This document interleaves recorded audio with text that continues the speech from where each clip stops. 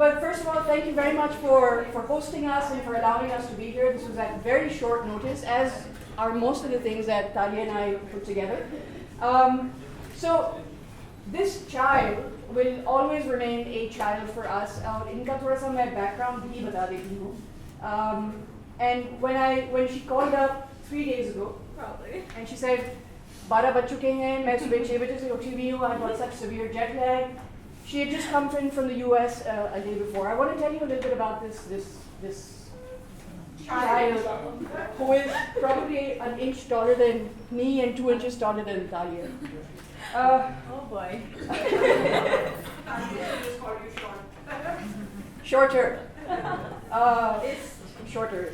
So, Afrah comes from a family of wonderful, wonderful family who has supported a lot of things.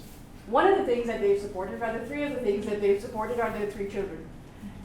So Afrah is the youngest. Her slightly older sibling is Afrah Shafquat, and their oldest or eldest is Isba. Isba, if you can also please stand. I don't know how many of you have been following the IT industry since 2000, 2001, when Operation Badr happened, and it was a wow for all the H1 visa go-getters. So Isba, Afsa, and Afrah were also taken to Operation Badr courses, and they did fantastic things. उस ज़माने में आप 10 साल की थी? 8 साल पता नहीं, कुछ 6 साल की थी. And how old were you, Isba? I was 13. You were 13. And Afsa would have been about Like 11 or 11. Yeah. So बड़े-बड़े बच्चों के इर्द-गिर्द बीच ये 3 छोटी बच्चियां भी थी, and Sir Zia did fantastic things with them. And I think they were the products of what we used to know and still refer to as the princesses of Badr. And they were written about by the whole world. People like journalists from Arab News would come by and write about these girls, and some fantastic stories. So do search for Afrah Shafquat, and Isba Shafquat, and the princesses of Badr to find out exactly what their background is. So Isba, thank you very much, and can we give them the introduction? But standing up is so tiring, so if you want, we can actually sit down. Yay. Okay, so now let me give a formal introduction of why we were so keen on having Afrah come and talk today. So she's studied at MIT and then is currently enrolled at the PhD program at Cornell. But you saw the brief intro that Jahanara and Akash were kind enough to publish as to what today's session is about. So Talia and I will moderate the session and find out a little bit about how her interest was generated and how data sciences and life sciences and everything come together as far as technology is concerned. But this is purely an interactive session. आपके ज़हन में कोई सवाल है, आपको जोर की कोई खराटी लेना चाहें तो आप हाथ उठा के बिल्कुल बिना झिझक ले सकते हैं. Okay? So it's an interactive session to find out where this field is going, what the potential is, and how, if anyone here is interested, can also get involved. So, Afrah. Yes. How are you? Great. Great, Talia! So the first question I just want to ask is, and this is a question that, because Talia and I were also quickly taking notes in the car as to kya puchna chahiye isse? So the first question we came up with, how did you get involved and so interested in the field that you are in right now? And if you want to stand and talk, that's perfectly fine. Okay. Because people in the background see you. Okay. We're building a stage, but that will take a week. That's fine. We can come back. So, yeah. In a week? Yes, definitely. Yeah. And you'll be here. Yeah. So, how did my interest evolve? So I was 10 when I started learning programming languages, and that was a very interesting time of my life because, I mean, you're in school, you're learning this programming language, which is basically a tool for you to do anything, right, pretty much. So I developed this skill set, and that kind of integrated itself in my other passion, which was biology. So I kind of knew that I wanted to do something with biology, and I still like programming. So that was like how the journey started itself. And then once when I got into MIT, I pursued biological engineering. And if I actually want to do a gauge. Like, I want to know how many of you are students and how many of you are like professionals. So, students? What about both? Okay, that's great. Okay, can you raise your hands both times then? So, professionals? Okay, so it's kind of like half and half, or my view is completely off. What about CS related people who have done software programming? Most of them. Okay, what about biologists? Anyone from biology? Okay, so we have. Okay, perfect. Okay, so we have a couple. She's a doctor? Yeah. Oh wow, big round of applause for her. First aid will not be a problem today. I know, if I तो need आप 7-8 बजे तक बात कर सकती हैं. Sounds perfect, actually. So that's where it all started. So I knew that I was interested in biological engineering, which I'm guessing most of you would not know what it is. So to give you just a quick definition, it's basically learning about biology, but then also all the different kinds of techniques that are out there. So something like tissue engineering, right? Where you're doing experiments and you're trying to figure out what kinds of tissues are more biocompatible, or you could, and by that, I know that's a lot of jargon, by that I mean like tissues that would, if you put them, reinsert them in your body, are they going to be accepted, friendly, or are they going to get attacked by your body? There are a lot of different things that you can do in biological engineering. It's more of an applied field of biology. But throughout my time at MIT, I did a lot of research projects that were in different, that focused on different things. So some of them were more related to bioimages of the heart, let's say, and some of them were more related to data sets. I want to say genomic data sets, but I know that's a jargon word, so I probably should not say They're that. kind of smart people here. So genomics, do people know about genomics, genetics? Yeah. Kind of? Okay. Lord of the Rings, all of that was genomics. So that's kind of, so I did a number of different research projects, and I think I realized at my time at MIT that every time I did a research project, I wasn't really married to a specific kind of research problem. Like, I wasn't really that passionate about like a specific cancer pathway or a specific disease. Like, I really wasn't that excited about that. For me, what was the most exciting part was, given a biological problem and a data set, anything, it could be anything, I was interested in trying to figure out a methodology to try to address that particular biological question, whatever you wanted to answer. So I was more interested in every single research project. I was more interested in how to understand that problem. What did I need to address that problem and resolve it, and create like a computational architecture or whatnot to address that particular question.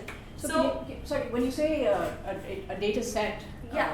you're looking Information. at like a pattern or data or a trend, historical something. So by data set, I just actually mean like any information. So it could be. Can you share an example? So it could be images of the heart, right? So you can have all of these different images of the heart of like different patients. That's imaging data set. What else you can have? You can have information about what genes people carry. Do people know what genes are? Yeah. Okay, perfect. They're wearing them, blue jeans, black jeans. Exactly. I should have seen this. Seriously, MIT is taught me nothing.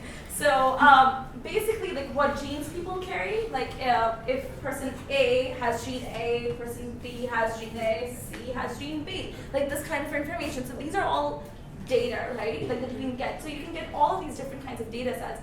So that's what I mean by data Okay. sets. So like what House used to do. Kind of, yeah, a little bit.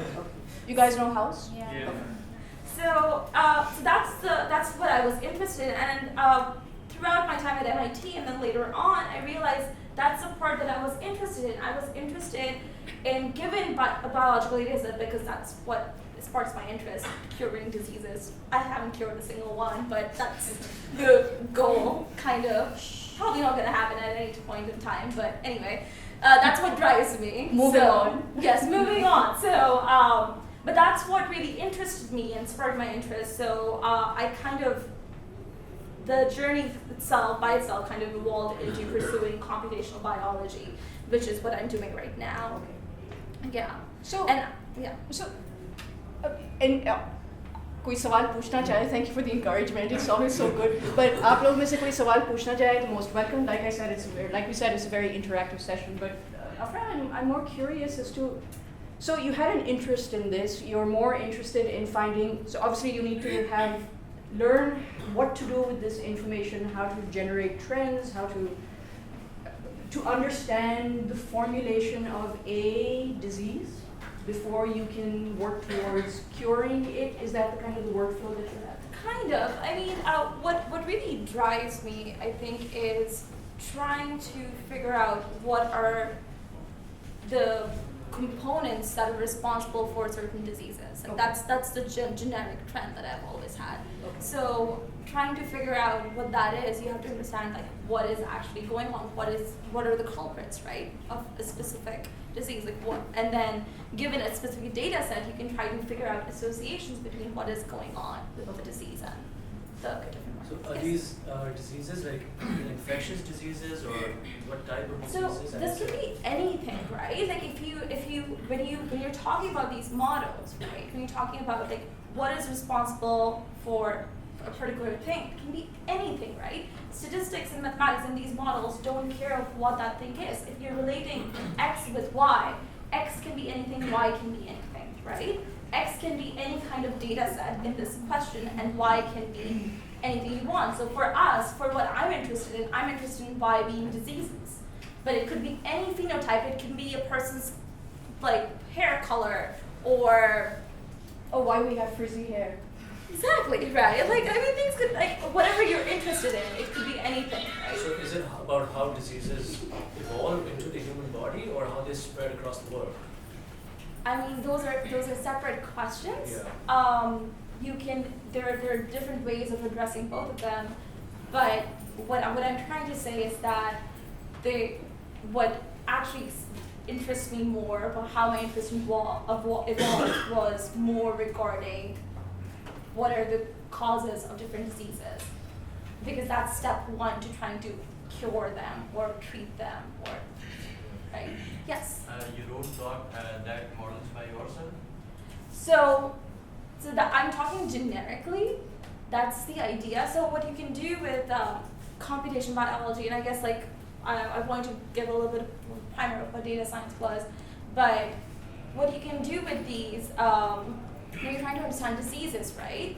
What you can do is you can either use existing models out there, because there is a lot of research, right? So you can use existing models to try to understand these diseases, or you can create your own models. And these models don't have to be something that has never been done before, right? Because when you're creating these models, it's in the realm of statistics, right? And in statistics, there are a lot of different kinds of models that have been applied in different realms. So it can be in the financial industry or anything, honestly, like out in the world. So, but you can create these models, and by creating them, I don't mean that they have to be the most novel thing in the world, but you can create models, and you can try to apply them to see what is actually going on, what are the actual causes of diseases. But So you said that you've been learning programming languages since the age of 10. So if one was to become a data scientist after Yes. maybe a graduation, of course. what are the chances? Where do you start? Okay, so I always get a little concerned when I start with my story, because it's a story, right? It's an eye-catching story. It's very dear to my heart, because like my journey was my own, and it was filled with opportunities and definitely like a lot of luck. I would say I was given a lot of resources and blessings. But that is one example of getting there. There are so many people out there with so many more amazing stories. You can't ever compare yourself or say that this person came to this point and like that's how they got there. There's so many different ways of getting to that point.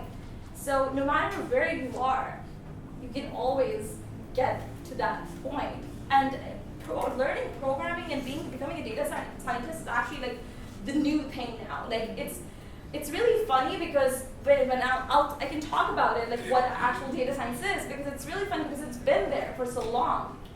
But the actual boost that it's getting and all the attention that it's getting like recently, it's basically incorporating all of these things that have existed for so long, right? So, and there are people out there, because there are three components to data science, right? There is a component of statistics, there's a component of computer science, programming, and there's a third component of domain, or some people call it business knowledge, but the specific knowledge of what you're interested in. So if you think about it, everyone has one strength, right? So they're kind of learning the other two pieces. So for me, it was, even though I knew programming, I did not major in computer science. So if you talk about, like, if I'm talking to a computer scientist, I might not have the exact knowledge. I definitely do not have the knowledge that you would, as a person who like did their undergrad in computer science would, right? So everyone's learning, and I think that's very important to just remember that no matter where you are, you can get to that other point that you want to. You might have a different journey from the other person, but it's your journey. So. Afrah, I think it's better to answer how your background in programming got you to where you are now, or how you managed to do all of this with your background in programming. Okay. So maybe that could answer a whole bunch of things for you and somebody else. Yeah. Okay, yeah, definitely. So I started programming at the age of 10. That was mainly because, honestly, my family was interested. My parents were the driving force. They were interested. My sisters were interested. I was like, why not? The whole family is doing it. I wasn't a very creative kid, honestly. Like, the whole family was doing it. Yeah. I wanted to do it. If you only met her back then, my God. Well, yeah, I was a very chirpy kid. That's true. But yeah, so I got interested in programming, and it was a skill set that I learned, and that is true. That learning programming does make you start thinking differently, because it's kind of like a switch. That's how I explain it usually. Because you have to think how to program, and if there's a learning curve. But once you start doing it, there's honestly like so much to learn that no matter like how long you've been programming for, you're always learning new things. Anyway, not getting started try. But that's how I started learning programming. But I learned Java, and that's a programming language that I learned. And then after that, there was a complete pause, because I was doing biological engineering. I did take like a few computational courses in my undergrad, but most of them were biology electives, right? And a lot of my research work did involve like programming, but still like it wasn't like very full-blown CS, I would say. But do you think, so having a strong foundation in programming, do you think it kind of literally helped to wire your head towards becoming more analytical? Or no? I agree. That it does help. It does help. I think like thinking like that from an early age, it did help me when I was taking these courses, when I was doing these research projects. I didn't have to, like, I was helping my friends and stuff. Like it did give me a boost. You didn't have enough work to do for yourself. No, I mean I will take that. I think learning it at an early age did give me a lot of advantages, but I think a lot of other people have their own kind of advantages. So no matter what, I think you're going to face your own kind of difficulties at that point, I think. एक सवाल वहाँ था? Of course, yes. You said about the data sets. Basically, if there's a new outbreak of a disease, a genetic disease, then we don't have a data set. So are we going to analyze a new data set with a currently available data set of normals or some baseline? Okay, How are we going to identify that there's an outbreak of said genomes? Okay, wait. Let me try to understand your question. So what you're saying is that if there's a new outbreak of a genetic disease, so there is a mutation that occurs in the DNA, and that's kind of spreading, right? That's what you're saying. And how do you do what exactly? How do they analyze that it's from the particular genome? Because we don't have a data set for that. It's a new outbreak, only 100 or 200 samples we have. How are we going to analyze if it's from the foreign? Are we going to compare it with the baseline genome? So there's several components to this question, right? So whenever you have a genetic disease that is, let's say, fatal, what happens is that allele, because it's fatal, it kind of dies out in the population, right? So there is that component. Let's say it's not fatal, right? Let's say it's a genetic disease. There's sequencing methods out there, right? So you can do sequencing in the affected population. You can try to figure out which allele is responsible or which gene is responsible. You can kind of like figure out like what are the differences, right? There is methodology, very classic methodology called GWAS. If you're asking this question, I'm sure you've heard of it, right? Like it's called genome-wide association study. So what you do is that you have the disease phenotype, and then you just have a linear model pretty much, in which you're saying whether this genotype is related to this disease or not. Right? So there are standardized ways in which you can do that. So it shouldn't be that bad, I think. Is that? I think what you're perhaps also trying to ask is the first instance of a disease, how do you benchmark, right? Oh, actually that's a really good question, because there are so many rare genetic disorders, and that's actually a really big problem. So there's a center in the NIH, I think it's called, there is an acronym anyway, of rare disorders. And what they're trying to do, because they're so rare, what happens is that they don't get the attention that they kind of deserve, right? So a lot of people are not trying to treat them, because this is the real world. If you cure one person, you're not going to get the money. If you create a drug, it's only used to treat, like, let's say, even 100,000 people, like that's not enough for the pharmaceutical industry. So, sorry, what? Sorry, what? Orphan disease. Yeah, exactly. Yes, exactly. That's the term, right? The orphan diseases, rare diseases. So those, yeah. But there's a center that's like kind of targeting those diseases themselves, and there are a lot of people who are trying to address this issue. There are different ways. I mean, I don't know if you're interested in this, but there are like clinical trials. There are like actual hospitals that are dedicating like departments and stuff. So people will like come up to these hospitals. They will give the genetic sample pretty much, and then they'll do profiles to try to identify for every single particular case, like what is the genotype that's responsible. In most cases, they're able to identify something, but that is a very deep topic, honestly. Like I can go on forever about like what are the like loopholes in this like problem. Do we need a big data set, or a small data set is enough for So what you're trying to do is that, right? Like think about it. You have so many genes.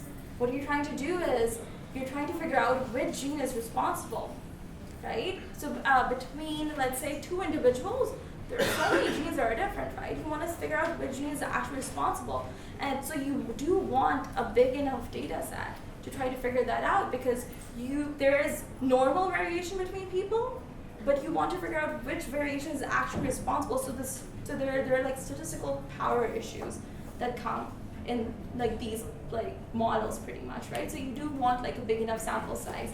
So what happens in these cases is that they will take every person's case and they will try I think there's like a pipeline or something at Brigham, and they like pick each case and then try to, I think there are like different ways of addressing it. I'm not exactly sure of what the pipeline is, but I know this person who works on this pipeline. So I know this exists, but I think they do it case by case. They cannot do like a statistical study pretty much because of the low number of cases. Yes? My name is Lalankan. I'm a computer scientist. Yes. And I work in Microsoft Dynamics CX profession. Okay. My question is towards the enthusiasm for the biomedical students. Okay. Since I am a computer scientist, the question is how do you cope up with the industries of the mathematics, as data scientists are highly inclined towards the courses like differential equations, linear algebra, probability, and courses like calculus. So since you have been a biomedical engineering student, so what actually enthusiasts you? What actually intrigued you towards the courses like this? Because the students here having the biomedical having and the biomedical paths, they are not familiar with these courses, which are highly important and important for data science. Okay, so good question. I was fortunate enough to go to a technical school, so I did take these courses in my undergrad. They were required. I do not know exactly what the curriculum is in schools here when it comes to biomedical engineering. But in case someone hasn't taken these courses, there are a lot of resources online, honestly, for you to catch up. And I think, honestly, when I took differential equations, that was really boring. That was freshman year. And Differential equation. yeah, I mean, and honestly, I think you do need to understand a lot of, sorry, I don't think this is the right way to motivate people, but, but I think honestly, you do need to understand the fundamentals, and I think that's fine. And if you are interested and passionate about this, right, you can take these courses online. I think once you understand the fundamentals, you're not going to be deriving these equations later on. What you need to know is like how, like you need to understand the fundamental blocks, and then later on you can just kind of like see the proofs and see what's been already done, honestly. I think unless you're really interested in pursuing research in this part and like developing like methods, which is what I am interested in, so I should be like doing this. But at the same time, I think unless you're like actually going to be like deriving different algorithms and stuff, you don't need to exactly know what's going on. I think there is a lot of like fundamental understanding that is required, and I think a lot of people can definitely catch up. Like I think everybody can catch up. Like, How do you see the involvement of probability and statistics? I mean, precisely probability in data science. okay, The involvement so of that. okay, that I will say, probability is love. It's amazing. Okay, but apart from that, I think the three main components, as I said earlier, was statistics, mathematics, right? / the statistics definitely. Computer science, you need to be able to program, definitely. And the third is domain knowledge. But statistics is definitely a very important part because, okay, so what is data science? Like, do people kind of have an idea of what data science is? Raise your hand if you do. Okay, so I'm going to just talk about what exactly, I'm going to just give a one-liner description. What data science is, and you guys are going to laugh after I say it, it's the ability to understand data and extract meaningful inferences from it. And by that I mean, once you have data, what you do is that you try to understand it by using different methods, and then you try to extract meaning out of it. So given any kind of question you may have a question regarding, let's say, if you eat yogurt, are you going to survive? Right? Or are you going to live longer? Let's not talk about survival. That's dumb. But are you going to live longer, right? Nothing is dumb. It's okay. Anyway, but yeah, I mean, like obviously this question is dumb. But anyway, but like if you're talking about that, right? So what is the information you need, right? And then you try to, and if this is the question, right? Whatever question you have, you get the data, and then you try to extract enough information from that data to try to answer that question. That is what data science is. And if you think about it, every single field out there is producing data. Let it be transportation, telecommunication. I mean, if you pick up your phones and you're using Facebook, you guys are producing data. When you upload statuses on Facebook about your religious views, political views, what you ate that day, like all of that information, you're producing data about yourselves. All these apps, what these apps can do is see what kind of data you're producing, and then what questions would they be interested in? Let's think about this, right? If you're an app developer, if you're Facebook, what would you be interested in? AdWords, definitely advice. Okay, advertisements. You could also be interested in why people actually use my app, right? Like, what drives them to use this app? What's gonna like just stop? Like, what's gonna prevent them from like stopping from using it, right? The next day. So you want to like keep people hooked. What do you want to do? Like, how are you going to do it? You want to use data that you're getting from these people to try to understand why people are using my app. That is data science. if you want to, let's say, let's give it another example. Car insurance, right? Whenever you are buying car insurance, that's the thing, right? Yeah. Okay. No, it's not. Okay. Okay.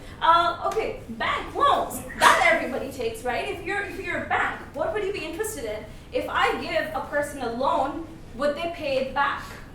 Right? You would be interested in that if you're a bank. Like, are they just going to run away and disappear and change their identity? Like, you don't want that, right? So, what kind of information would you want to gather? You might want to, sorry? The history, the trend of that customer. Yeah, you might want to see the history, right? You might want to see, okay, everybody, all the people who have paid back their loans, let's analyze that data. What was their average salary? What was the trend? Did they take smaller loans and pay them back, right? You can, and these things are called features pretty much, right? What features are, like, hopefully this is not jargon, but these are variables, right? You're trying to basically say, what are the variables that I can use to predict whatever the question is out there, whatever the answer to the question is out there. What is the question in this case? If the person is going to be able to pay back that loan, right? So, I mean, you can have variables like, okay, the gender of the person, the age of the person. You can have all of these variables. Some variables are actually going to be useful, some are not. But anyway, the point is, this is what data science is. You're using data to extract meaningful information and then present it. That's all data science is. Then what is BI? BI? I mean, how do you differentiate that?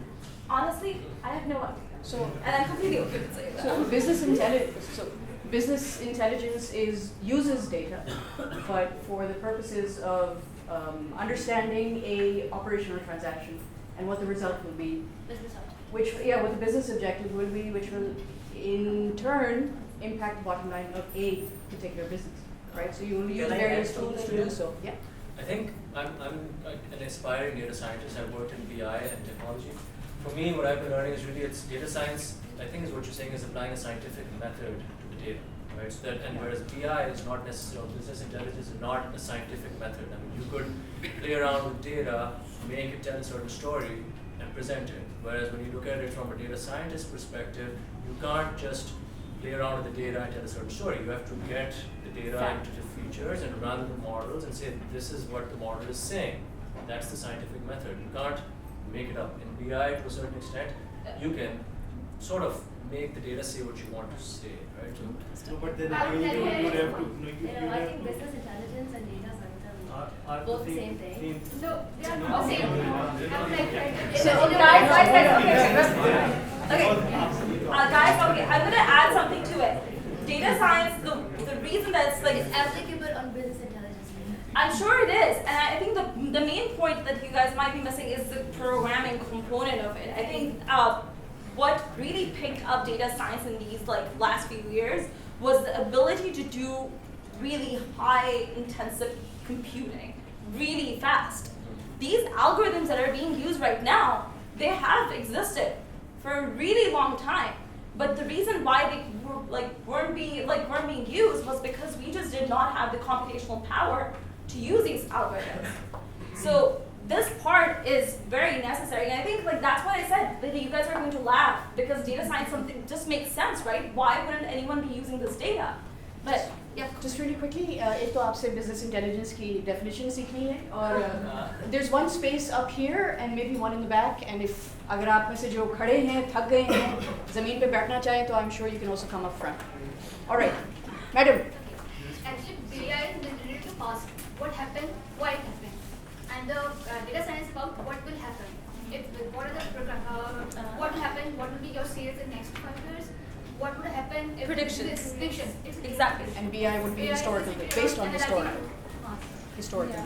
I mean, I think it's like I would say it's a flexible definition. Predictions, I completely agree. You're completely right. I would like to add something. There's a fundamental difference. Like what happens that when you apply data science, you have a hypothesis, and intelligence is something. It is like machine learning. When you don't explicitly program something, and when you want your data to generate hypothesis, instead it is actually the same thing, but the directions are different. Basically, in BI you can use the statistical method and machine learning algorithms, but basically it is data science about future. I think honestly there are a lot of fields that are like interspersing within each other. I think that's why there's a lot of like these conversations, which are absolutely great to have, because I'm hearing one thing, and that's actually right, but it's still a flexible definition, and you have to like remember this. Predictions are it's not just that though. There are a lot of other, and I'm sure you know this, right? When you can see the patterns in Patterns, exactly. It's all about patterns, right? And there are a lot of these fields that intersperse. Yes, I do see you. I'm going to ask you, but just let me finish this. But so there are a lot of these things that you're seeing, and there's a lot of these fields that are just like interspersing with each other, right? Like a computer scientist can kind of specialize in data science and just never call himself a data scientist. Like so there are a lot of these, like I would say, like things are seeping through each other. So it's a great conversation to have. But let's go back. Yes. You talked that you have worked on some models. Yes. So do you have any model which you have? How have you, can you tell us any model which you have, implemented computer science with biology, or especially artificial intelligence or something like that? I can talk about it. Forever. Exactly. I can talk about it. I just didn't want to like add a lot of jargon to this talk, but They can Google the jargon. yeah. Okay. Okay, I'll talk about it. So okay, so one of the projects that I've been involved in recently in my PhD work was to create a Bayesian model to try to understand why, because there's one specific way of seeing how genes are related to diseases, and what I'm really interested in is developing statistical methodology, seeing when you see things one way, I want to be able to figure out another alternative model to try to figure out like what is exactly happening. Is there some information that you're missing? So I created this Bayesian implementation of a latent variable model that basically predicts how the associations are happening. So how Does that answer? Like I still have to write it up. I still have to publish it, but that's the kind of that's like one example of what you could do. It's very specific, but yeah. Bayesian model? Yes. Bayesian, like did you make a network and then you backpropagate it? So I did not use backpropagation. It basically uses a sampling algorithm over a graphical model that I have built. It's a different. It's not like a simple one-on-one model. You added your a priori probabilities to it. So yes, I've added like hyperparameters and whatnot. So it's a graphical model. It has its different layers, and it uses a Bayesian sample, like MCMC sampling algorithm to sample probabilities. So yeah. There's Did you get satisfactory results with that, or this is a project? So when you're talking about biology, right? What is exactly true? There are a lot of these questions that are there. I did get very interesting results, and it's interesting to me because I think it's also my project, so I am definitely biased, right? You do want to see something good. I have just read a story about KNFX. They have implemented the mutation and the stream because it takes time and the genetic mutation. So maybe this process you are working on, so maybe the results are not scientific but interesting. So there's a difference, right? So what I'm doing, I'm not doing experiments. Okay. So I've created this model to try to understand why disease X is happening in, let's say, 2,000 individuals, or like 1,000 individuals out of 2,000. So it's not an experiment. I'm trying to. I was just referring to that in the earlier ages, the GNFX were used for the data collection. Okay. So I just wanted to point it out. Yeah, I mean, there are all these experimental methods, and I think what I'm interested, and there are experimental methods that are still being done right now, right? There are all these amazing technologies out there now, like CRISPR and whatnot, to like try to figure out like what genes are responsible. But what I'm mostly interested in is, given biological data, what like the data science aspect of it, right? What information can you get out of it? Can you create statistical models to try to understand what's exactly going on? I saw a question. Yes. You're talking about genomics, right? So What are about it? there any public data sets available for that? There are public data sets available for it. I think so. dbGaP should have some public data sets available, but I think you need to access, I think you need to register and create an account or something, like you need to have a principal investigator to give you a lot of the phenotype, a lot of the metadata information for the individuals, which you will need. Like they're very tricky about it, and the reason why they're tricky about it is because they don't want to like publicize a lot of the information because of security concerns and whatnot, right? So, but I think you need to be a registered lab in university, and that's how you get that information. I would like to add a point. Yes, of course. UCI machine learning has some dynamic citizen for researchers. They can publicly available. So there are public data sets that are available, but I thought that you were asking about for actual research. But there are public data sets available if you just want to like train and like practice and whatnot. They're definitely public data But sets. there are like actual data sets available as well. MD Anderson has a whole repository of Yes. AML data. Yeah, and I guess the cancer atlas and whatnot. Like, there are a lot of these public data sets available, but I think for a lot of these data sets, they are tricky about it. So it's great if you are associated with an actual lab because you can get access to more information. But there's definitely a lot you can do with the public data sets. Like I'm not discouraging that.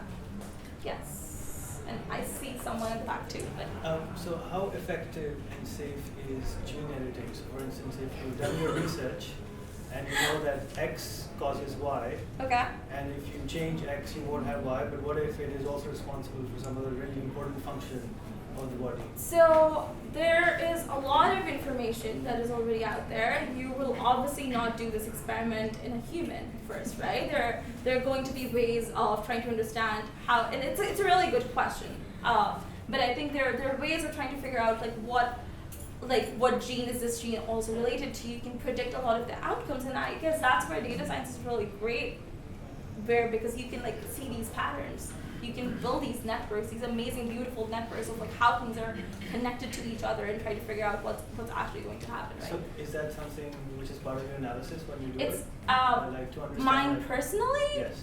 I am more interested in the methodology part. So, and I'm also a second-year PhD, so I still don't know what my thesis is going to be. But that's another question. But that's not where my interests are for now. But yeah, I saw a question at the back, and then I think one there too, right? Okay, go for it. Do you have a question? Yes. Yeah. What sort of statistical model or the thing that you conduct on data? Statistical model or things that you conduct on data?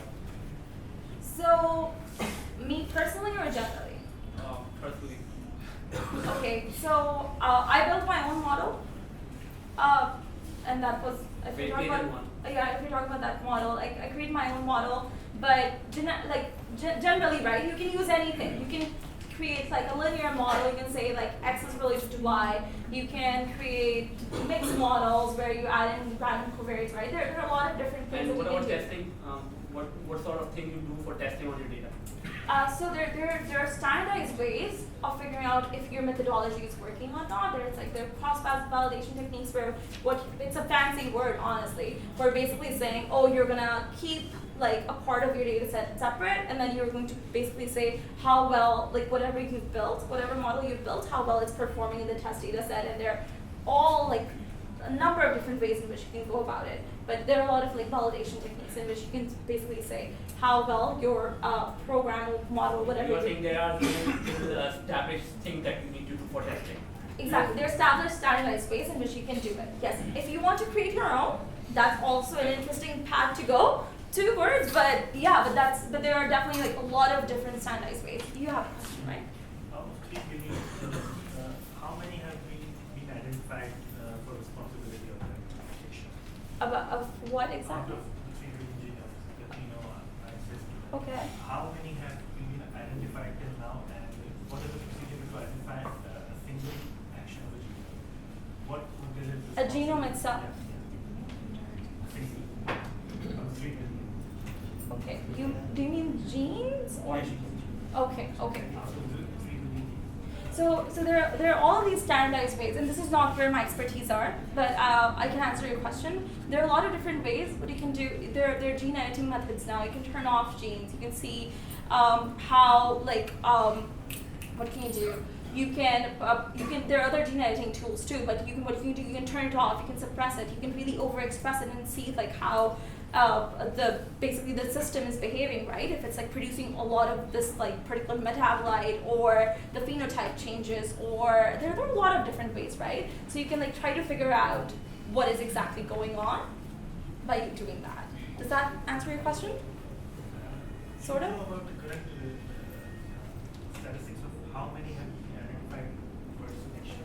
I think they're honestly, I do not know the statistics, but I think we still don't know a lot. We don't know, like that, we're not there yet. So there's a lot of work that needs to be done. I mean, we haven't even sequenced the entire genome completely. If you look at the, I would like to add. go for it, yes. If you identifying a gene, what actually gene is a blueprint of creating a protein. So it is easy. You can, from a gene, you can identify a protein. These are different techniques you can use. But then again, annotating that protein with a functionality is a different ball game, because for that you need a whole huge model, and there is a huge overlap between diseases and models. So isolating a system is very difficult, and we cannot even do it in very little and very precise model. For example, there's a fly called a fruit fly, Drosophila. You would have heard of it all the time in the news. So it's a little fly, and we use it for genetic testing basically, and genetic experimentation, and like she said, that turning off and on genes. But even we don't even know that how specific models in that fly work. So it's a complex thing, but mathematics is growing. Like we are creating models. And there are like when you start talking about annotation, right, functional annotation, there are a lot of different ways. Like there's computational predictions of annotations that they're trying to do, so that you don't have to do a slew of experiments, right? So that you only have to do targeted experiments and whatnot. There are a lot of different ways of doing. I also have a question. Yes. So some of the questions talked about, kind of alluded to the speed of research which is done.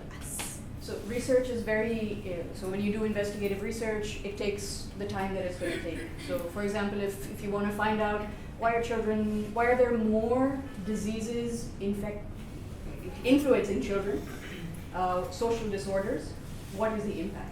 So I'm assuming the amount of data that you look into also has to involve the ecosystem and the speed at which the world is.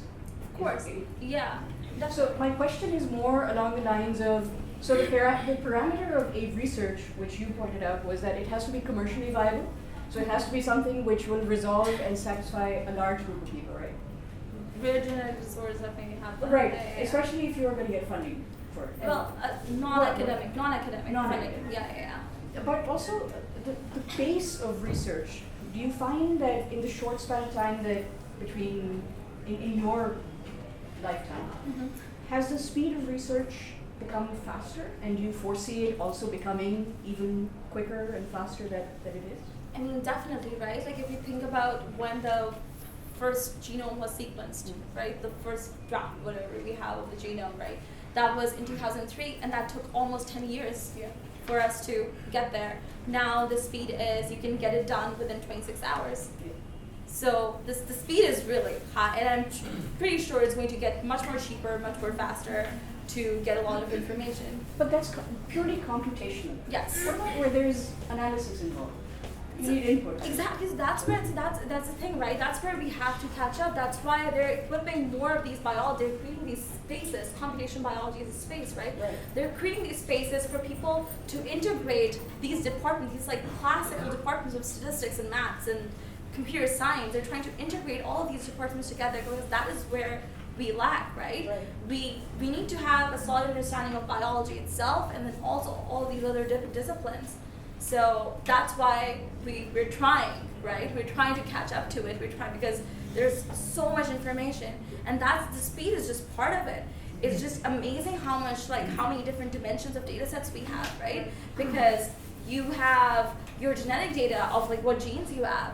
Now you have like microbial data sets. Like, I don't know if you guys have heard of it. Microbiome is like the new hot thing, because our cell, like we are covered with microbes in our guts, in our skin, in our mouths, everywhere. I think the most recent statistic is it's 1:1, the ratio of like the number of microbial like cells we have versus the human cells we have. Like the ratio is like very competitive. So you're as much human as much as you're micro, pretty much, right?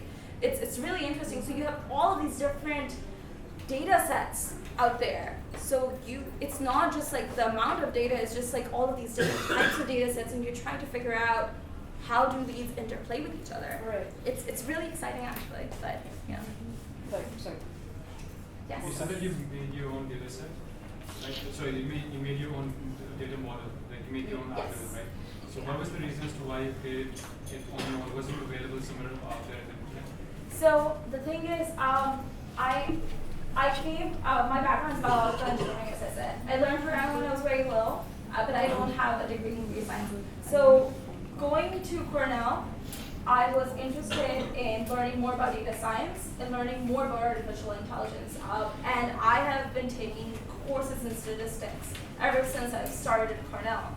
So I believe the best way to learn something is to actually do it. So I think this project, I signed up for it pretty much because I wanted to learn. This project has been a really great experience for me because I created this model that I didn't know when I started. I didn't know any of these things that I know now. So that's why I started.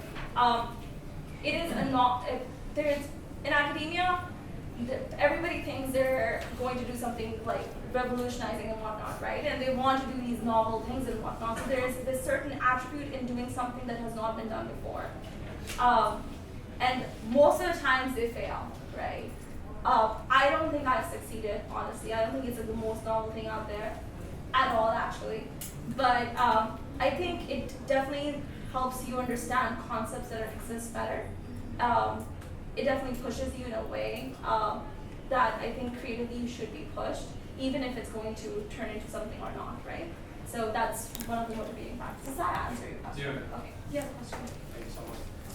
First of all, so good to see you. Actually, I worked with Sir Zia Khan for 2 years. That's awesome. That's awesome. I have heard a lot of good things about you guys, so I always wanted to meet you. So, as you mentioned as well that at some point you stopped about the programming thing. I mean, you learned Java and then you paused because you were in biological engineering. Yes. So, a lot of people here in this room have this, they have come to this place to know that 1, 2, 3 steps to become a data scientist. So, and that is not exactly how the case is. But would you like to please elaborate? Once you're done with your biological engineering, what you had to do? The steps which you had to do so that you can take admission in as a data scientist, or you start studying your research or something like that. So, any those those key points, which all of us can start looking at and. Okay, so I kind of imagine this more of a discussion on the applications of data science in biology. Or maybe learning, or maybe becoming towards data scientist. Or if I'm a person who I know programming, but a lot of things, algorithms, data collection, and all that stuff, I don't know about it. Okay. And so what are the steps we need to have? Like, first I need to learn mathematics, then I should go for that. What should I do? Honestly, I think very briefly, I think it's a personal journey.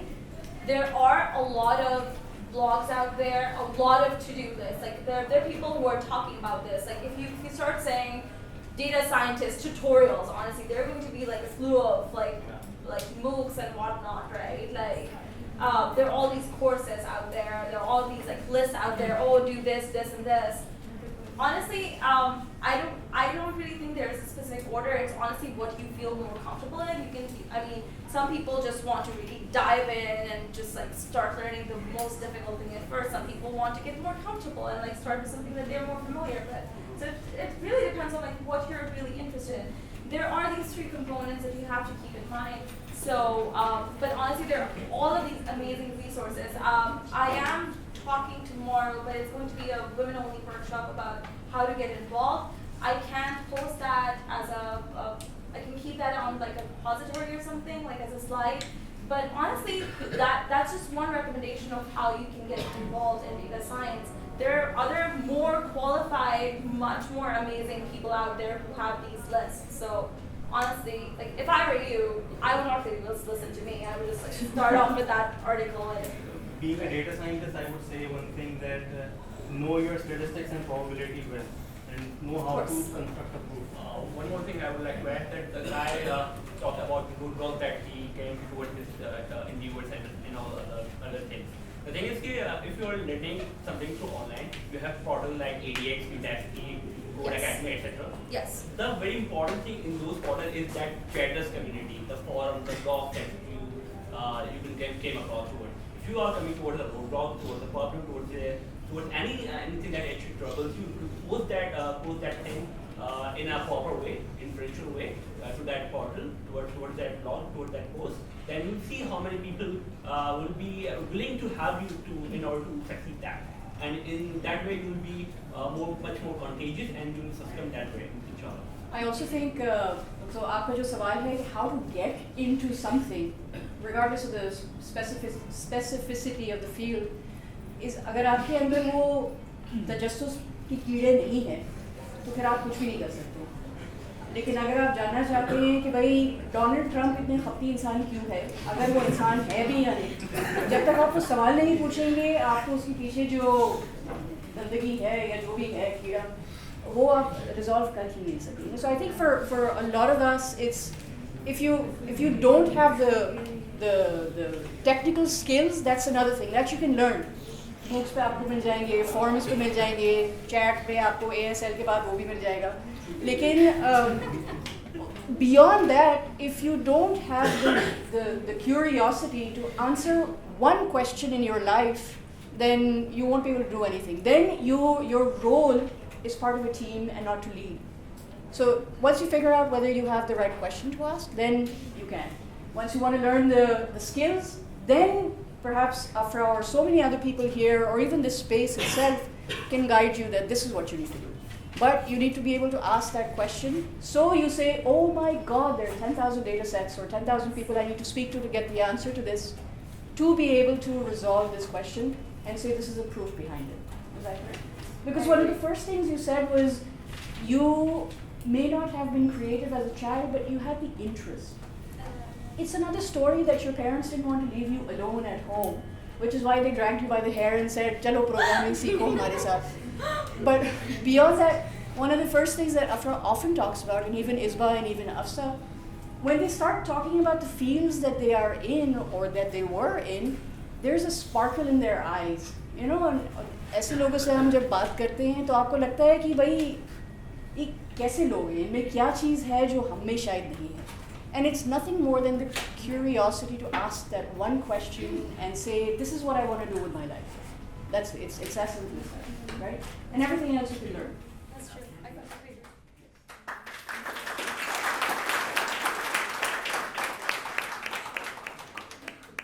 Yes. I had a question, a simple one. Okay. So there's a lot of new frameworks that are coming out for data science. So I'm curious to know, to what extent have you sort of leveraged these frameworks? Okay. Which of them, what is your sort of tech stack that you work with? And if you hadn't gone into computational biology, what do you think you might have gone into otherwise? If I did not choose computational biology? Okay. So to answer your first question, I haven't explored a lot of the frameworks. I basically use Python. I've been building my own statistical models. I've been doing the implementations from scratch. I haven't been using a lot of the frameworks. A lot of the data sets are in a very different format than you would see in like different industries, right? It's the biological realm. So for me, I use Python and R. And I have been to statistical models and stuff. Like I have been using any of the frameworks and like the So do you just run them on sort of local machines, or do you use? I have so I have my Cornell, like my school's cluster pretty much. So I run it on that. Yeah. So okay, so that's the first part of the question. The second part of the question, if I didn't do, when I learned programming when I was young, before that, I think I was 6 or something, I was dissecting like hearts. I knew my dad's a doctor. I knew I was interested in biology from a very early age. Learning programming was a skill set and that I wanted to use to solve any kind of problems pretty much. And I think from a very early age, MIT actually didn't even have like a computer science biology hybrid major. So that's why I chose something that was the closest thing to computational biology. So even I think, even if there wasn't a major, I would have still kept doing what I really wanted to do, because I joined these labs that their main interest might not have been computational biology, but I always used to do the project that chose that specific specialty, right? So for me, I think that's been a part that's been always very constant, and I think there are a lot of people who do take time to figure out their passion. And it did take me some time to figure out where I wanted to go. I'm still trying to figure out where I want to go, because I still don't know what kind of problems I want to solve, right? My interests are very diverse and whatnot. So, but I think that part has always been constant. So where do you see yourself going after you do your PhD? I probably do want to get into academia. I love research. I live and breathe research. I think that's what gets me going every single day. Yeah, so I cannot imagine a life without research. So yeah. But it's interesting you asked that. I'm sorry, I don't know your name. My name is Zaki. Zaki. So Zaki, it's interesting you asked that, because when you were leaving for MIT, yes, I had called you in for an interview and I'd asked you the very same question. So you left for MIT in 2007? 2008? Yeah. Okay. So 2008, Afrah and I sat down and we had this conversation. She didn't know the specifics of what she wanted to do, but I still remember the transcript being along the lines of biology and engineering. I want to do something and I want to do research. So, between 2008 and 2017, a good 8 years have passed. But at least I know that, so your trajectory is very consistent. So then there's so many barikiyan itni hai. But it's interesting that, it's 8 years, you go out, you get exposed to the world. There's so many things that you can choose from, but it's very interesting that you asked that, because I would have asked you that after the session. Generally, people, after spending so much time in a particular field and reaching the pinnacle of that by getting a PhD, tend to say, well, I've spent so much time and I know so much, maybe I can kind of try and apply it in a different way, or sort of go and teach other people all that you have learned. I think that's how you perceive a PhD, right? I think for me, PhD is not the pinnacle. It's a start. It's the last opportunity in which you're doing research in a very specific niche, right? In a very specific subject or topic, and you're gaining very specialized skills. I think it's not that you learn a lot in that. It gives you a lot of these other qualities of being patient, of facing failure consistently and still trudging through. I think PhD, I think it's a matter of perspective. I think I see it very differently. For me, PhD is not about gaining a lot of these skills, because I think no matter how much time I spend in my life, there's always so much more to learn. So I don't think there is any pinnacle out there at least for me. I don't think there is. I think I probably, no matter how much I study, I think there's a lot to learn. So. But I think PhD for me it's giving you those skills, but then at the same time it's teaching you a lot of these fundamental things about life, about being a researcher, about what you need to think about different concepts. How do you determine what kind of scientific questions you need to pursue? That whole process is what a PhD is teaching you. It's basically teaching you how to be a principal scientist in the field. But you also took up the PhD after your undergrad, right? I took 2 years to decide if I wanted to do a PhD, actually. But the normal career path would be, for a student, would be undergrad, master's, then go crazy, then do a PhD. So I think that's a good thing in the US, that you can actually apply for a PhD right after your bachelor's. So a lot of people actually just right after undergrad, they jump into grad school. And I did not specifically want to do that, because I saw a number of my seniors who dropped out because you sometimes don't know what you're signing up for. Your expectations of what a PhD might give you are very different. A lot of people just want to change the world. They want to publish a ton of papers.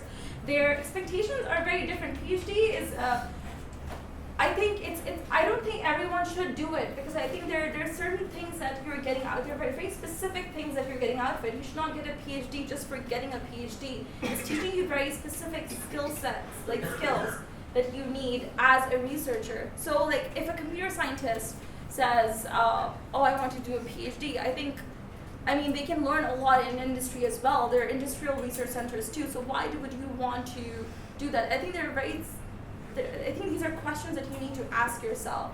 And I didn't want to ask them. So I took 2 years to decide if I wanted to do it. You were working for those 2 years? So okay, I was working at Harvard at a computational biology lab. And I saw everything. Like I've seen people crying. I've seen people like fall apart. I've seen people quit. I have seen people be really happy because they've published like amazing research. And they're like the celebrity in academia. Like I've seen, you're surrounded by these amazing people, right? So you see these people, and it really gives you perspective on like what to expect. Like I think, like a lot of people just have this idea, like a PhD, it's going to be like a very straightforward, right? It's not. Like I think there are a lot of like these realities that you need to understand. Like you 3.5 साल तक कुछ नहीं होगा, फिर आपके 6 महीने में हम research paper बनाएंगे. Like there's a lot of like honestly like there's a lot of like work ethic that you need to develop, and it's very and you have to realize that no matter what you do, there's a very real probability that you might not end up publishing anything great. 7 years. You might not. That's a very real possibility, and it's not that you did not do your part. There are a lot of people who are very hardworking. Like there's a component about like what kind of problem you're working on, how much research has been done before, what kind of a mentor you have. There are all of these there's so many variables regarding like how your PhD turns out. So honestly, you really have to think about what you want out of it. So there's a guy who was yawning, so we won't ask him to ask anything. किसी का हाथ यहाँ? Yes. Stand up. Say your name so we know. My name is Kashan. I just want to know that we in developing country are generating data, but all this data is collected by tech companies in USA, and they've got their own data set and they're not ready to share it with us. So what about people from here and what they can do to get access to that kind of data? And especially data related to life sciences and healthcare. I think that's an interesting problem. I honestly do not know what the situation of academia here is. I would hope that they do have, because there's an entire process in which you have to like apply for funding and whatnot. And I don't know exactly how that works in Pakistan. But I think when it comes to generating data, right? I think data science is really picking up. Like I was Googling like furiously before my talk here, and I've been like seeing these like data science jobs that are like picking up. There's like, I think there's a data science lab at ITU in Lahore. I think it's picking up, it's booming, like people are learning like what they can do, and I think there's definitely like a lot of scope out there. I think, but when it comes to like accessing data that you don't have access to, data is going to be really like tricky, and like people would not want to share it because like honestly, like if you get something out of they don't want you to get something out of it, pretty much, right? Yeah, like they want to. All the tech companies are holding on data. Yeah, it's a very precious thing, right? Like, and so I think it's a tricky thing, but I think especially if you talk about healthcare and life sciences, it's very personal thing. Agreed, definitely. That's like a huge different conversation, right? Like security breaches and whatnot, like in life insurance issues and whatnot. Like there are all of these conversations that start up when you start talking about like sharing healthcare data. I honestly do not know what the situation of academia here is, like what kinds of data sets they have access to. I would talk to like principal researchers at KU and NIT and like try to figure out like what kinds of data sets they have access to. I'm sure they're doing research in these fields. Like there's LUMS and they have like the Department of Biological Engineering and yeah. Dr. Atar Rahman, like I'm sure like they're Karachi University. yeah, of course. I'm sure they have like access to these data sets. So I think I think you have to like start talking to these people in whatever realm you're interested in and try to figure out like who has access to data, because I'm sure like these people are generating data, even like global companies out here, right? So yes. I would like to add for that the data that is data set that is available online, the data set is available open source, that is sufficient for anyone, for any individual in order to learn data science. And you do not require critical or risky data which the tech-savvy companies are actually requiring. So that we actually do not require that in order to learn data science. Of course. But the data which is actually it depends on your goal. Yes, I agree. It depends on your goal, right? But if someone actually wants to do the research and like publish it or something, I think that's a different goal, right? Then one has to associate himself with an organization, with any of the tech companies, or with any of the tech-loving universities. Exactly. Like you have to take these steps. So you have to figure out like what your goal is and what kind of path you want to take, pretty much, right? Yes. Hi. Maybe already have answered this question Okay. by chance, but there are different sets that you already discussed. There are 3 parts of it. One is maths and stats, the other is computational science, and the third one is the domain knowledge.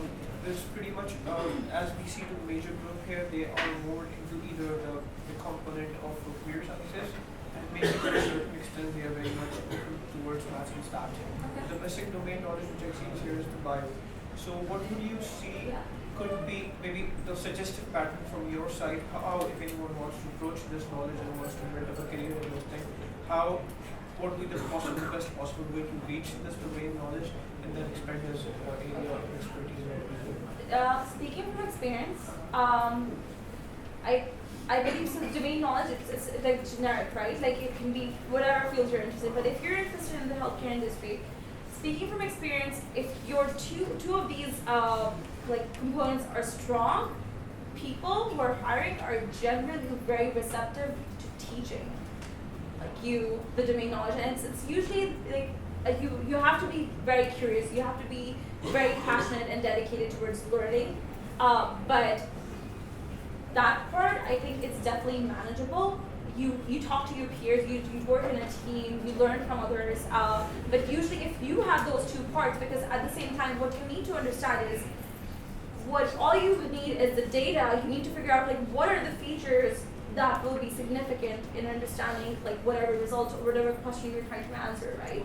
So if you can try to extract that, right, at some certain level it will become intuitive. And I think it might be like a little bit of a learning curve, but I think that's definitely manageable. And it definitely is very specific to the place you're working in, right? So there are no generic classes, I would say, right? You can't just start off with like generic biology, because even that's not going to be very applicable. It depends on what company you start working for, what are they looking for, what kinds of biological questions are they asking, right? I have actually a friend who was in a very similar place, and what she started doing was she started talking to the lab itself and then looking up like what kind of research were they publishing. And she had to like basically go through like she took a bunch of like online courses, but that just gave her like a little bit of understanding of what the jargon is, what the different terms are. But at the same time, she basically had to like go in and read up the research and like try to figure out like what is going on. So that's what I would recommend. Like there's no specific like one way of doing this. Because I see a small barrier in some cases because they require sort of a validation when it comes to, because I was working in the pharma industry some time back, and I want to get into R&D IT part, research and development IT part. But again, they require to have a very strong domain knowledge and sort of validation, so they get into, because that's a very specific and a very sensitive area. That becomes difficult. Yeah, definitely. I think you need to, if there is a specific area or like a company that I think you should probably talk to the people who are recruiting and try to figure out like what kind of domain knowledge, and you can try to, I would say, I was reading this blog and it was very interesting. They were saying that you can try to prove that you have worked on similar problems to show your expertise. So if you do these like smaller projects, right, that work with that kind of data set, like you might get from from public data set, that kind of shows that you're able to work with it, and it's a very concrete thing that you can tell them that, oh, you've worked with this data set before, you know what the domain knowledge is. So yes, I would say it's like, I honestly cannot guarantee anything, but I would say that would be the way I would go about it, like ask them what they want. I actually was wondering, Jahana, so I was wondering if, just as a follow-up to your question, and it might even help you, Afrah, if you could kind of give us or us a sense of where you see R&D opportunities in Pakistan, because everything seems to be very commercial driven, marketing, sales. We're the best marketing and sales people. I'll also come to you, Zaki.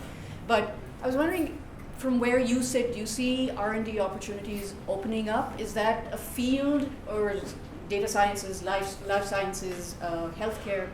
Is that something that youngsters should be looking towards getting jobs locally, or should they just go abroad? So at the moment, I think there are limited jobs in R&D in Pakistan, but yet there are universities that are focusing on it, and of course there's Afrah and Dr. Atar Rahman Center.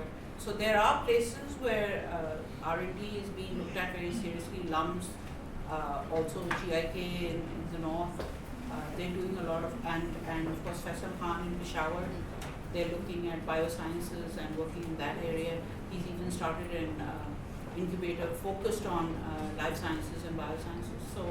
So I think it's beginning to happen, but as far as jobs are concerned, I think it's still limited within Pakistan, but there is a requirement outside. It'll grow here as well, but it'll take a bit of time. Zaki, you want to say So, something? I recently started doing sort of data science. I believe in sort of using technology and technologies for trying to make an impact. There's definitely finance, there's definitely advertising, but one of the areas I'm doing is sort of infectious disease modeling. So how do diseases spread? What are the drivers of disease?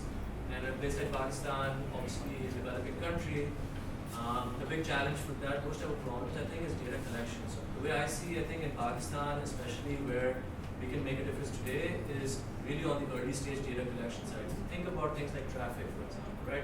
There's so much traffic. Traffic's a huge problem. Can we change the situation of traffic? Of course we can, but and we can apply machine learning and models and all of this stuff, but we don't have the data.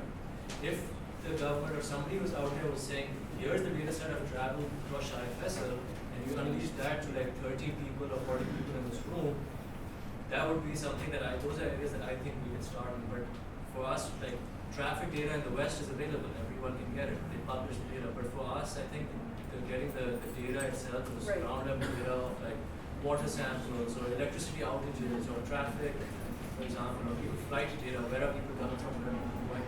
For me, that's sort of, I think, the foundational layer that we should be thinking about here. I wonder if people here are aware of IRD. Yeah, I was just going to mention IRD, the Indus Hospital. Yeah, so IRD was started off by, I think, in 2000, Dr. Amir.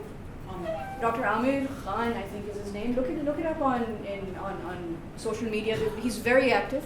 He's removed himself from an operational role and become a CEO at the CEO level. It started off in Karachi by various funding sources, including the Canadian government back then. They then housed themselves with the Indus Hospital, and they do just data collection and running data sets for also infectious diseases. In fact, Indus Hospital has one of the first, I'm pretty sure, they set up one of the first TB research centers in the SARC region, if not the subcontinent. Sorry, in the subcontinent, if not the SARC region, the other way around. And this is done, they have phenomenal data, and they've actually opened branch offices across the world, not the country, across the world, where they share the data that they do. It's purely for life sciences, it's IRD. It's a phenomenal project, and he travels around the globe identifying exactly how further collaboration can do. It's purely tech-based, but they do a fantastic job. They were also one of the first to map out, in fact, rabid dogs, the trend of rabid dogs, the trend of diabetes in first instances of diabetes in the Kurangi and Mali areas. They were the first ones to map it out and use that for trends analysis.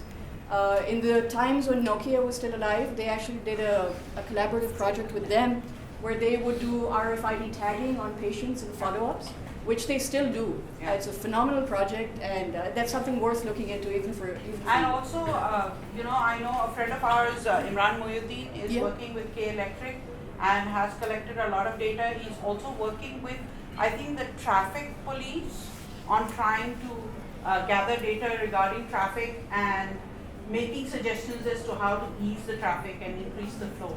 So there are people who are actually working in these areas. One example is like in education, there's Alif Elan. Yeah. Primary focus is just on making data collection, making the data available. But I think more of that is what we need in order to build the foundation so that people who are wanting to get into data science have something local to work with. And something, because you have to attach yourself to a situation that you want to solve and spend time with. And mostly it's local, it's what you solve. बात वही हो जाती है ना जो सवाल मैंने कहा था अगर आपके अंदर वो कीड़ा है. So the first question, the first realization that will hit you is I don't have access to data. So do I have to do the surveys and running the sampling myself? And in fact, before asking how do I become a data scientist, you have to ask why. Why? What problem do I want to solve, and then figure out how to get there. And also how you're going to keep that data private. Because the privacy angle is something very important. And people are not looking at it. Whether it's healthcare data, whether it's personal data, whether it's data collected by NADRA, all that data, banks, telecom companies, I mean, they have so much of our data. So is it kept private? Is it being used for marketing? Of course we know it is. Which it shouldn't be. Sorry. No. That was really informative actually. Can I say something?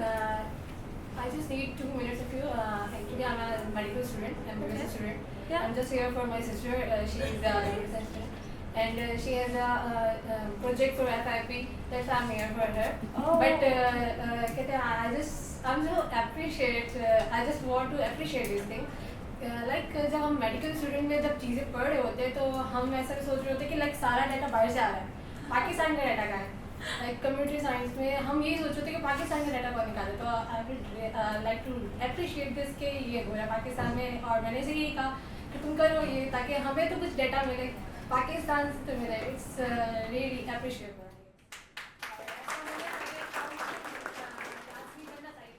ताकि हम पाकिस्तान से तो चीज़ें निकाल सकें अपनी. That's true, yeah. Like that's a very good point actually. That because there are a lot of these studies, right, that happen in the U.S. and whatnot, where the populations they're like these white people, right, pretty much, right, mostly. White we need it, colorful ho gaye. Like it's a very like their diets are different, their lifestyles are different. There's so many differences, right? And then if you're applying these results to other populations, there's so many, like as a doctor I'm sure you know this, right, like there's so many like hurdles and there's so many problems in doing that. So you कि हम अपना data निकालें कहीं से कि पाकिस्तान में क्या हो रहा है पाकिस्तान के मर्दमशुमारी नहीं होती है मुझे अभी तक नहीं पता हमें तो लाइक बहुत सारी चीज़ें अगर हम इस फील्ड में आए तो बहुत ज़्यादा वास्ट है आप जहाँ भी जाओ बहुत interesting है. Yeah, I think like the conversation is really great and I think I mean, Johanna knows, right? Like this is, it still needs a lot of time to like actually happen.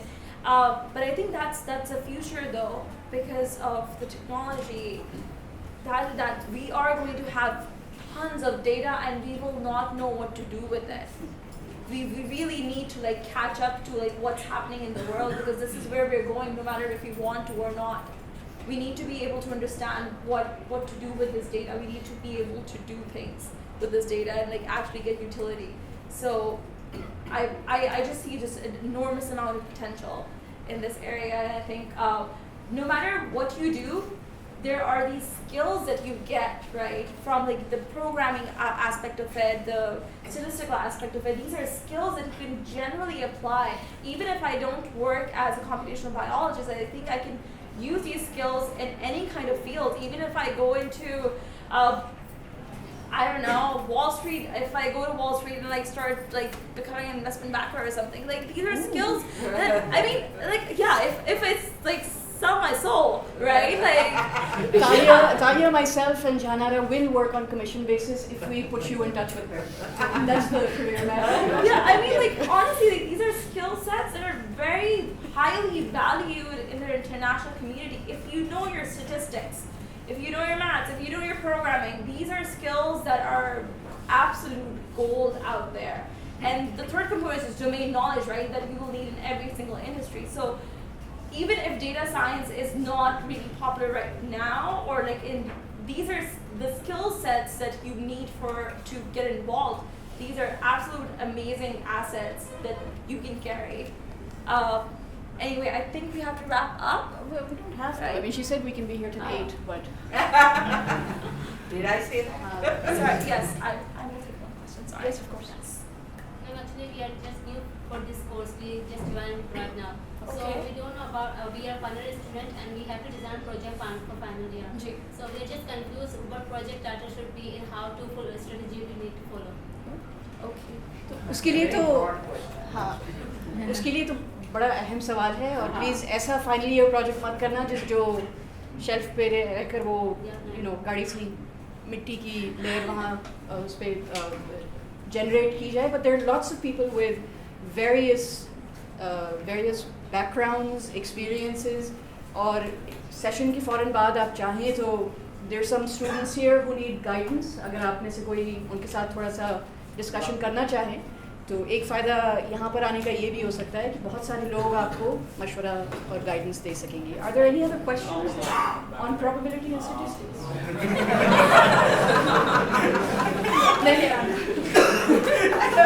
Who is the same guy? If you could discuss one of your highest analytical success and how will you measure that? How will I? See, that was a question Rabia was going to ask. अब ढूंढना पड़ेगा. I'll repeat the question. Yeah. That how will you measure your success, analytical success that you will measure? In terms of like project or personally? Any of your analytical success that you could brag about, and how will you measure that? Okay, so this is a personal question. That's a personal question. That could be a motivation for. I don't believe in that. I think honestly, if you want to brag, you can. There are always going to be people who are going to be performing less than you, and there are always going to be people who are going to be performing way better than Bragging is you. about motivation. No, actually, no, Positivity. I actually do want to like address this because honestly, no matter where you are in life, even if you're a billionaire, even if you are the most handsome person in the world, there is going to be another person who is going to be like so much prettier than you, so much more richer than you, and so much more smarter than you. So honestly, like this whole like bragging thing to like if you ever want to think, this is how I perceive the world. If you ever want to think that oh I have reached my success or something, honestly reality check. Like there's never a stopping point. Calm down, calm down. आपका नाम?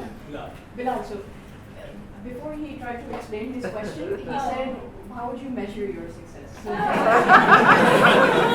I guess I'm sorry. Like I think that's the ideology that I carry with myself, and I think it was a reality check. Like I think I learned this. So I think I'm really passionate about this this lesson that I've learned, right?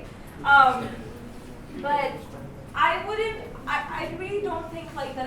You can measure success, right? Because I mean I can think that I am successful, but I don't like.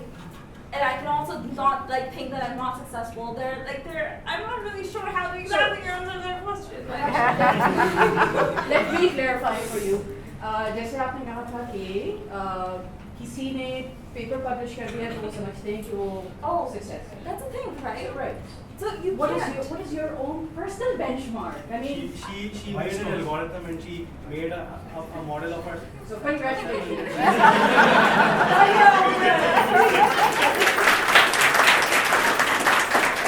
I really feel bad. I'm sorry. I honestly think this is a personal thing. I really don't have that. It's not about Okay, success. how about this? Hold on. If in the next, inshallah, let's say 10, 15 years, PhD to साथ साथ चलेगा. Yeah. So let's say up to 7 साल बाद, 2022. Yeah. You will get into teaching.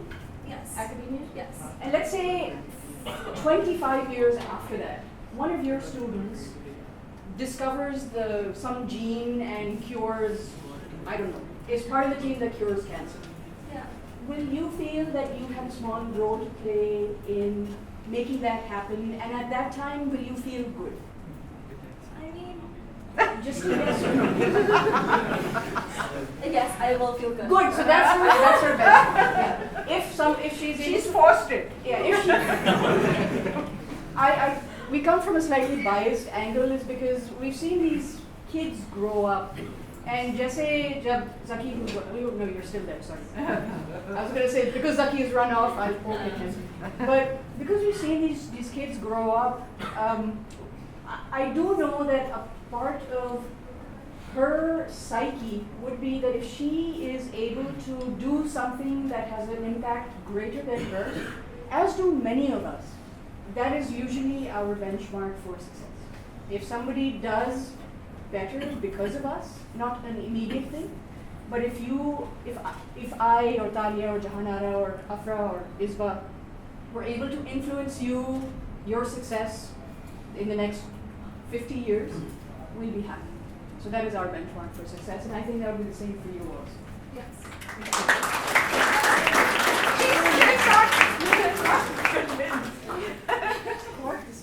Okay. Afrah, this is for you. A little memento from